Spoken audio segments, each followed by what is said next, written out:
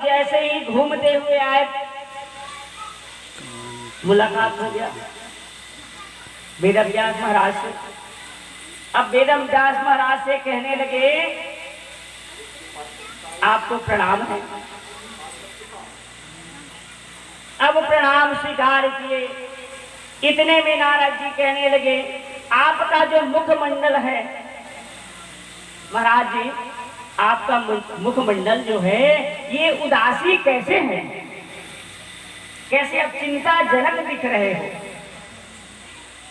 तो कहने लगे वेदव्यास जी महाराज, क्या बताऊं नारद, मैं 17 पुराण लिख डाला और 17 पुराण लिखने के बाद भी मुझे शांति नहीं मिल रही है। एक वेद का मैं 4 वेद बना डाला, उसके बाद भी मुझे कोई शांति नहीं है। अब ये बातें जो हैं बहुत सोचने वाली बात है, समझने वाली बात है। वेदव्यास जी के अंदर में स्वयं भगवान कृष्णचंद्र जी अंदर है। अंदर में आकर के कहने लगे नारद जी से,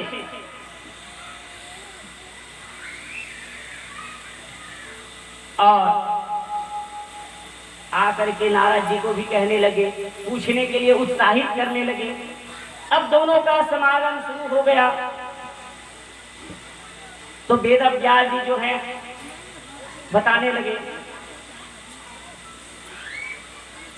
जिस भाव में, जिस भजन में भगवान कन्हैया जी का नाम ना हो, गुणगान ना हो, तो आपको आनंद कहां से आएगा।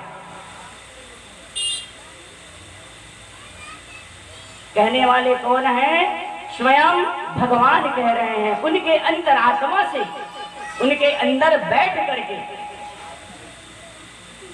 और आपने जितना भी लिखा है बड़ा अच्छा लिखा है, हमको बहुत अच्छा लगा।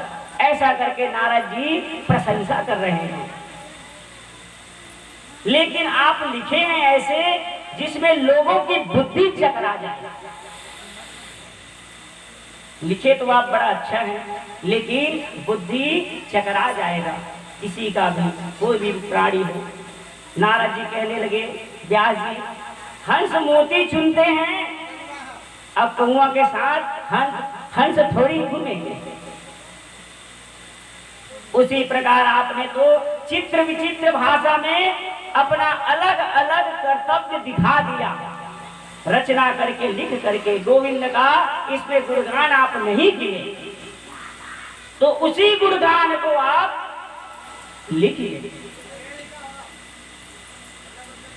उस ज्ञान की शोभा से जो गोविंद से जुड़ा हुआ है। इसलिए व्यास महाराज जब तक भगवान की कीर्ति होगी, कौमुदी का विस्तार नहीं करोगे, तब तक आपको शांति नहीं मिलेगी। तुम्हारी उन पूर्व कृतियों को भी भक्त को इतना आनंद मिलेगा। आप जो लिखेंगे भगवान का गुणगान, भगवान कृष्ण कन्हैया का, तो उसमें सबको भक्ति मिलेगी, आनंद मिलेगा और आपको भी शांति मिलेगी।